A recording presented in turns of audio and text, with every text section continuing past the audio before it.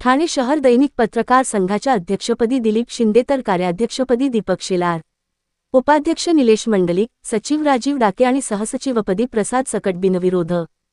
ठाणे राज्यातील प्रतिष्ठित ठाणे शहर दैनिक पत्रकार संघाच्या 2026 ते 28 या द्वैवार्षिक कार्यकाळासाठी रविवारी जुलै 19 झालेल्या निवडणुकीत दिलीप शिंदे यांनी अध्यक्षपदावर दणदणीत विजय मिळवत संघाच्या नेतृत्वाची धुरा आपल्या खांद्यावर घेतली, तर कार्याध्यक्षपदाच्या अत्यंत चुरशीच्या लढतीत दीपक शेलार यांनी प्रतिस्पर्धी विकास काटे यांचा पराभव करत जायंट किलर ठरण्याचा मान मिळविला।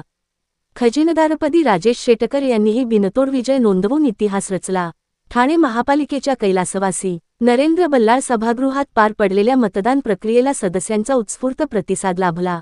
निवडणूक प्रक्रिया पारदर्शक आणि निष्पक्ष वातावरणात पार पाडण्यासाठी ठाणे महापालिकेचे निवृत्त अधिकारी महेश राजदेरकर यांनी निवडणूक अधिकारी तर प्राची डिंगणकर यांनी सहाय्यक निवडणूक अधिकारी म्हणून जबाबदारी पार पाडली।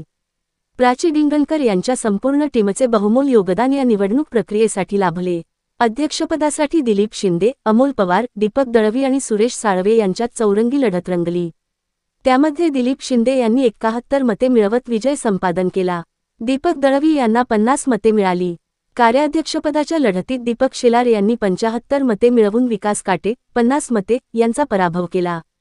खजिनदारपदासाठी झालेल्या मुकाबल्यात राजेश शेटकर यांनी 77 मते मिळवत राहुल क्षीरसागर 47 मते यांच्यावर मात केली।